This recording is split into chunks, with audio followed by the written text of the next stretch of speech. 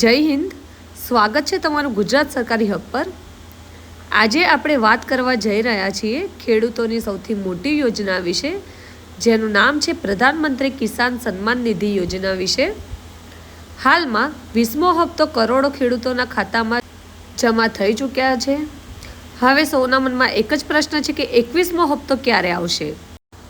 21મા હપ્તાની અપેક્ષિત તારીખ, સ્ટેટસ કેવી રીતે ચેક કરવું, KYC અને આધાર લિંક કરવાનું મહત્વ, અરજી અને દસ્તાવેજોની વિગત તેમજ હેલ્પલાઇન નંબર અને જરૂરી સલાહ, દરેક માહિતી આપણે આ વિડીયોમાં જોઈશું। આથી વિડીયોના અંત સુધી બન્યા રહો। વિડીયોમાં આગળ વધીએ તે પહેલાં જો તમે અમારી ચેનલ પર નવા આવ્યા હોય તો ચેનલને જરૂરથી સબસ્ક્રાઈબ કરી લેજો। સૌપ્રથમ આપણે જાણીએ કે PM કિસાન યોજના શું છે। તો આ યોજના 24 ફેબ્રુઆરી 2019થી શરૂ કરવામાં આવી હતી। આ યોજનાનો હેતુ એ છે કે નાના અને સીમંત ખેડૂતોને દર વર્ષે 6000ની આર્થિક સહાય મળી રહે। આ સહાય 3 સમાન હપ્તામાં આપવામાં આવે છે। 2000ના આ રીતે સમાન 3 હપ્તા સીધા જ ખેડૂતોના બેંક એકાઉન્ટમાં DBT દ્વારા મોકલવામાં આવે છે। અત્યાર સુધી 20 હપ્તા સફળતાપૂર્વક ખેડૂતોના ખાતામાં ટ્રાન્સફર થઈ ચૂક્યા છે। કેટલાક ખેડૂતોને આ હપ્તા નથી મળતા, એની પાછળ કેટલાક ખાસ કારણો હોય છે, જેમ કે KYC ફરજિયાત છે।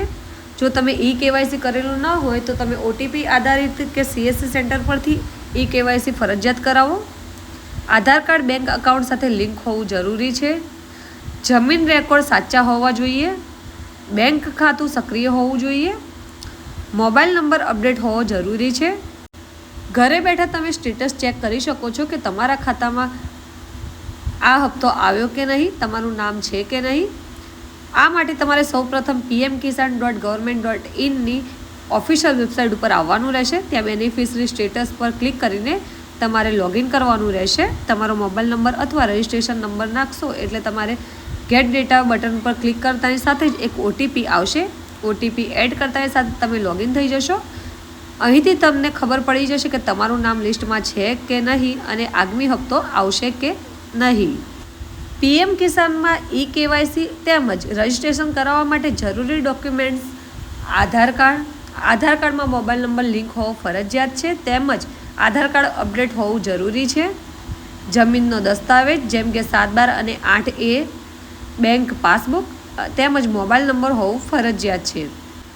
આટલા ડોક્યુમેન્ટ્સ થ્રુ તમે તમારું KYC તેમજ PM કિસાનમાં રજિસ્ટ્રેશન કરાવી શકો છો। આ યોજનામાં કેટલીક બાબતો ખાસ ધ્યાન રાખવી જરૂરી છે, જેમ કે તમારું KYC સમયસર કરાવતા રહો। બેંક એકાઉન્ટમાં ભૂલ ન રહે તેની ખાતરી કરો। જમીન રેકોર્ડમાં નામનું સ્પેલિંગ અને વિગતો સાચી હોવી જોઈએ। મોબાઈલ નંબર રજિસ્ટ્રેશન રાખો જેથી મેસેજ દ્વારા તમને દરેક માહિતી મળતી રહે। PM કિસાનમાં KYC કરવા માટે સૌપ્રથમ તમે PM કિસાનની અધિકૃત વેબસાઇટ ઉપર વિઝિટ કરો। KYC વિકલ્પ પસંદ કરો। તમારો આધાર નંબર એડ કરો। આધાર સાથે લિંક થયેલો મોબાઈલ નંબર એડ કરો। ત્યારબાદ એક OTP જનરેટ થશે। આ OTP સબમિટ કરતાની સાથે તમારું KYC પ્રક્રિયા પૂર્ણ થશે। સ્ક્રીન ઉપર તમને કેટલાક હેલ્પલાઇન નંબર જોવા મળી રહેશે। જો તમારો હપ્તો જમા ન થતો હોય તો તરત જ અહીંયા તમે સંપર્ક કરીને તમારા પ્રશ્નનો હલ મેળવી શકો છો। PM કિસાન હેલ્પલાઇન 155261, ટોલ ફ્રી નંબર છે 1800 180 1551, લેન્ડલાઇન નંબર છે 011 233 81092, ઈમેલ એડ્રેસ છે pmkisan@government.in। હવે સવાલ છે કે 21મો હપ્તો ક્યારે આવશે। તો 20મો હપ્તો જૂન 2025માં જમા થઈ ચૂક્યો છે।